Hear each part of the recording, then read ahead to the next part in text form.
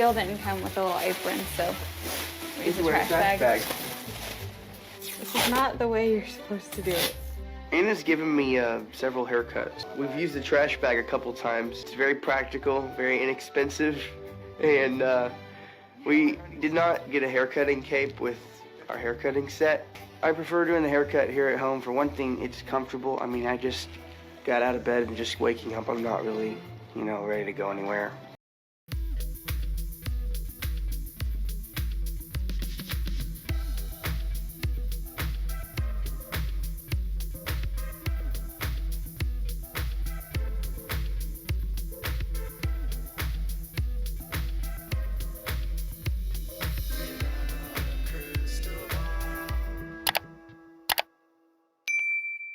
Hey everyone, it's Katie from Without a Crystal Ball. Welcome back to my channel. It's Wednesday, March 22nd, 2023.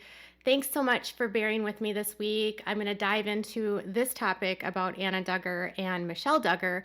And I thought I would just let you know that I've been dealing with a sick kiddo, and so I have not had a lot of time to get ready. So voiceovers this week. Sorry guys.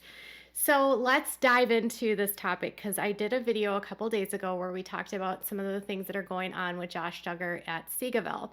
I got some messages from people asking me why I'm talking about Josh Duggar or Anna Duggar, and really it's just the ongoing situation of his actions, his crimes, his judgment, his justice, whatever that's been going on. And there's just so much that's unearthed during this period, because Josh is now in an environment where he doesn't have the ability to control the information that goes in or out about him.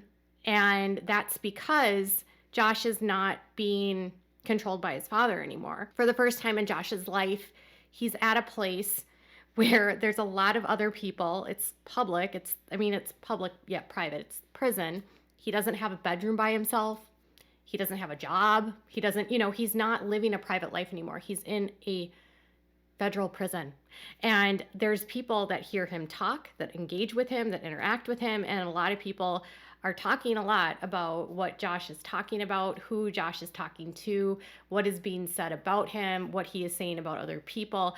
And it's kind of opening the door into a wider window of, for me, understanding more about this family and the situation. For years, Jim Bob Duggar has really controlled information about his family, and they have tried to plant stories in the tabloids, whether it's someone connected to them directly, or it's them going to a tabloid, or sending a friend to a tabloid to share information. But they're pretty good at doing what's called damage control. So if a bad piece comes out, they will try to flood the PR side of things with stories to distract, or they send people to give opposite accounts of what was published that they don't want to respond to directly.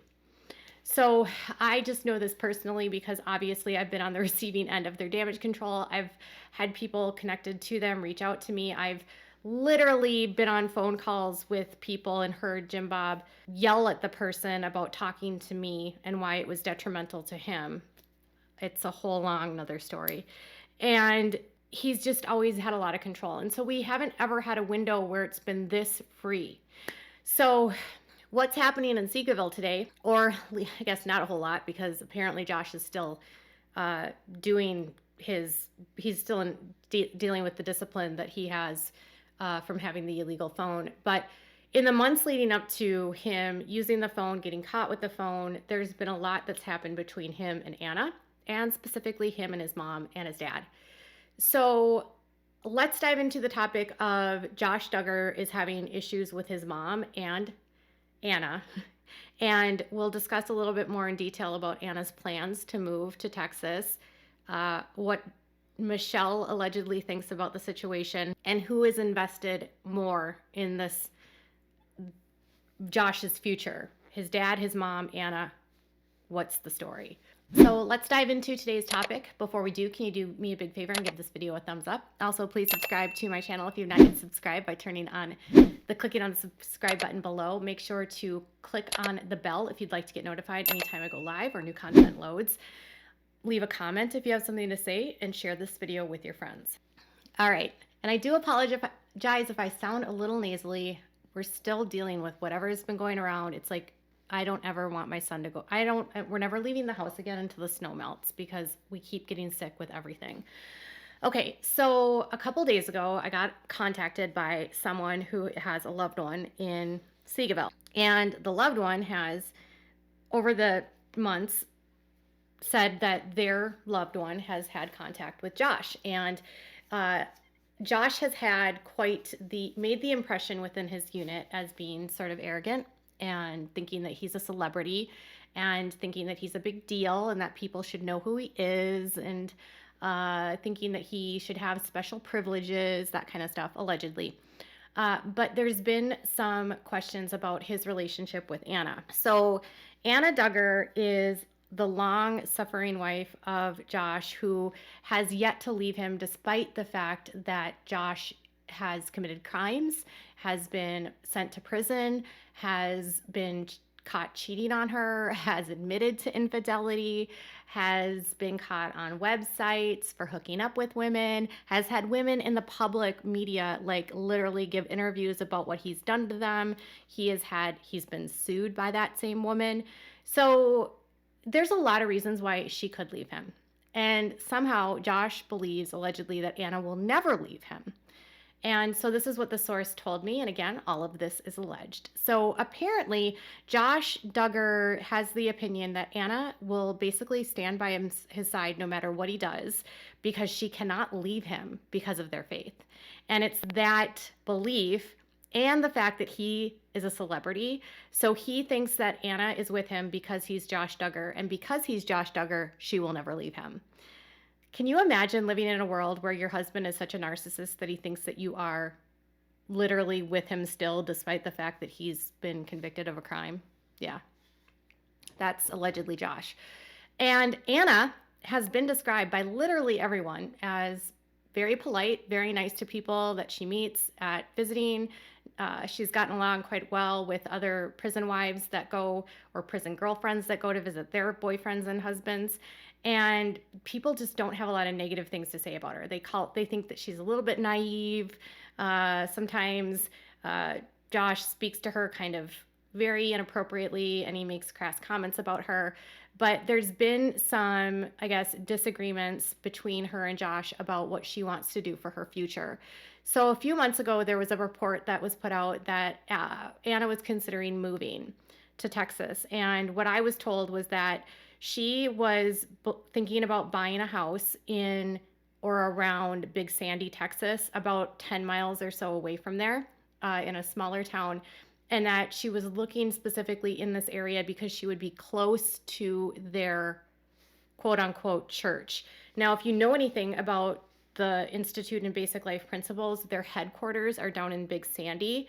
And so they have like a ton of acreage and they have a lot of houses around there that people can rent and live in, but she was going to try to get a house down there and move down there, but it apparently fell through and Josh didn't want her to move down there. So Anna wanted to move and he didn't want her to move. The source I said told me that Josh didn't want her to move because he felt like it would be too much of a hassle because he has so many assets. Now, that's just an utter lie because Josh doesn't have any assets at this point. He has no businesses. Other than his car business that doesn't operate anymore. And he doesn't own any property. He doesn't really have anything like at all anymore. So I don't know what his assets are. It's probably just like an excuse that Josh just doesn't want her close to him. So Anna's decision to move down there falls through. Now, she was actually doing a lot more communication with him and visits with him. And then apparently the source said that just in the last several months, she has become less and less engaged in the process. And they said they could tell that she was starting to burn out. And she is definitely not sending Josh as much as she used to. So what they said was that when Josh first got into the facility, Anna would consistently send him packages with books, like tons of books for marriage and tons of books on marriage and send him letters and whatever, and then gift packages, whatever she wanted to send him. She also would fill up his commissary with money, and so that he could buy things to live off of while he was in, from the commissary. And the commissary, just so you guys know, is not just food, it's clothing, it's pants, it's headphones, it's really just like the store. So it's not just eating, it's their hygiene products, it's everything. So she would send money for that. She would send letters, she would send packages and the calls and visits. So she has gone and visited several times, and apparently she's brought the kids like 1 or 2 times. And that visit I told you about a couple months ago where Anna brought all of the kids, that visit actually left Josh kind of upset, because the source said that after the visit was over, he was apparently not happy with how the kids were acting, and said the kids were acting unruly, and it was just, he was annoyed. That was the visit I told you about, how Josh and Anna looked really distant and were not looking happy together. And I guess Josh ran back and told people that he wasn't happy about the visit either. So Anna has since apparently stopped sending him as much money for commissary. So she was going to move. That's not going to happen, I guess.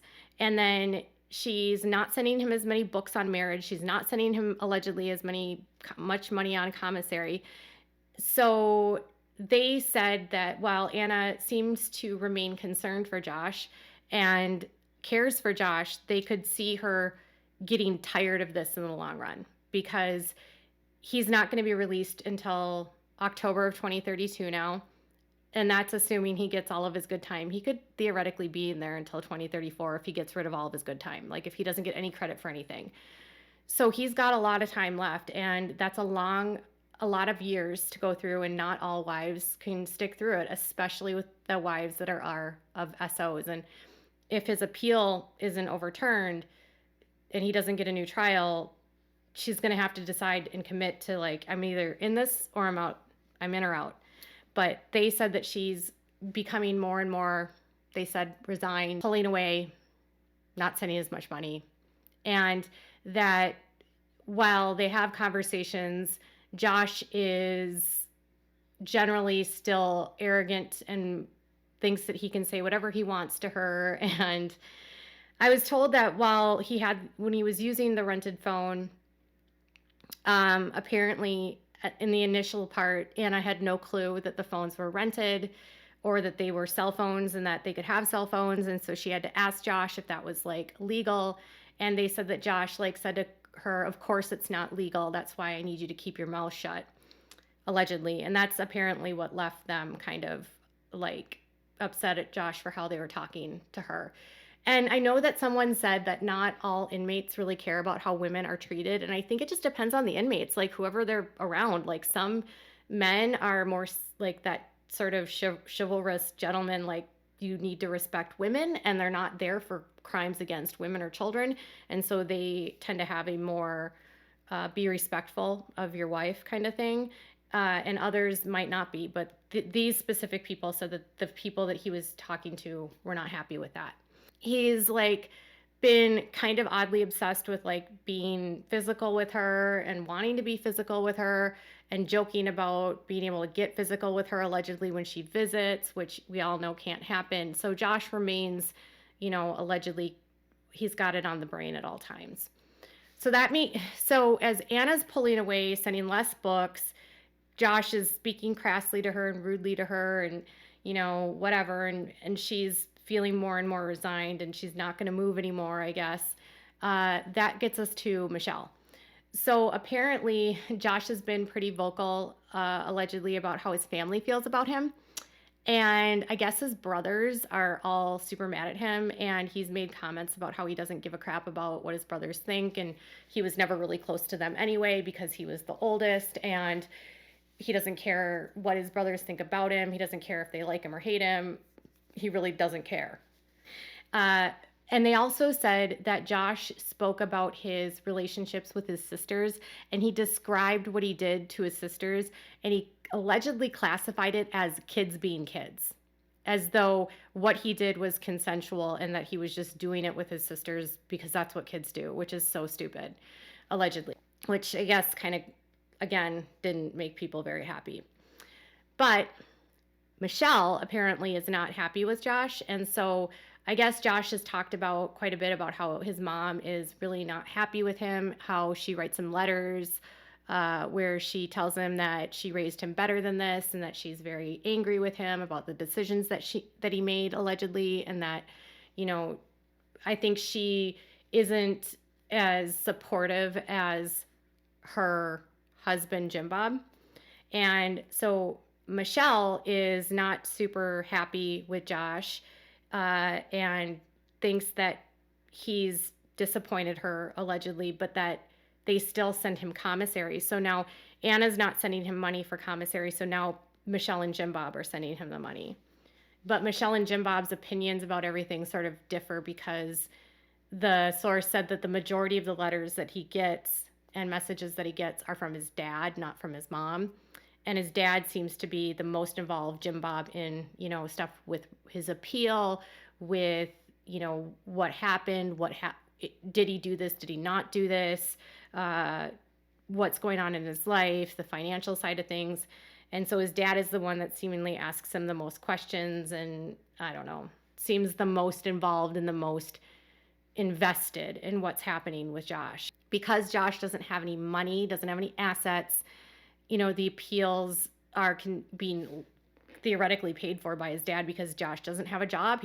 All their property has been sold. They don't have the money to pay for any of this. So the legal expenses at this point have to be paid for by Jim Bob. So that would make sense why Jim Bob's the most invested in Josh's life. And Josh seems to only really care about his relationships with his parents and Anna, and that's about it.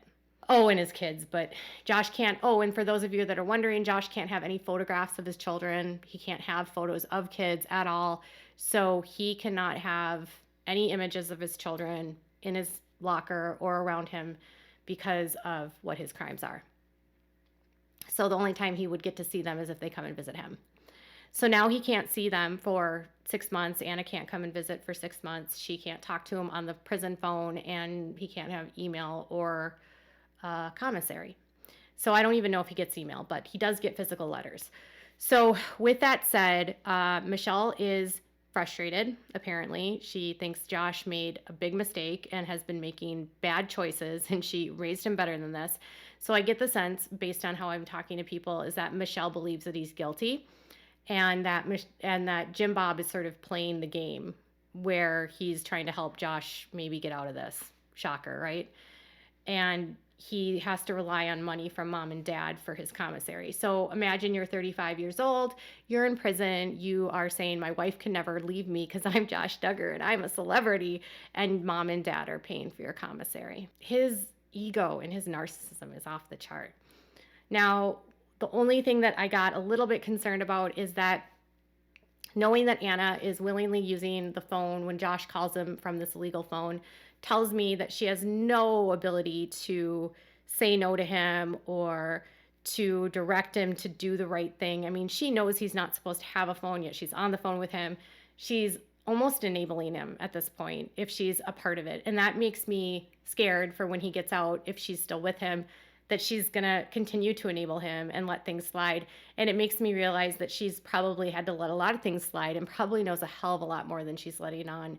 Anna still is standing by the fact that she thinks Josh is innocent and she doesn't want to hear anything otherwise, the source said. So what are your thoughts about this latest development? Do you think Anna will eventually give up, burn out, and leave Josh? Or do you think, as Josh has allegedly said, that he's Josh Duggar and she can't leave him because she's the wife and he is the man and she can't because of their faith? Or do you think she'll give in or she will give up and move on? And for those of you that say that, oh, she's got 7 kids, she has no education, she can't do this. You know, you guys, you got to give her some credit. Like, women have gotten out of worse. And it's really a disservice to all women to assume that just because someone doesn't have opportunities now doesn't mean they can't find them in the future. That makes her situation feel like stuck. And wouldn't you want to say that, Anna, you can do this instead of Anna has no options? That's just my opinion. And then what do you think about Michelle being mad at Josh allegedly and Jim Bob still being on Team Josh? Tell me your thoughts in the comments below. Bye, guys.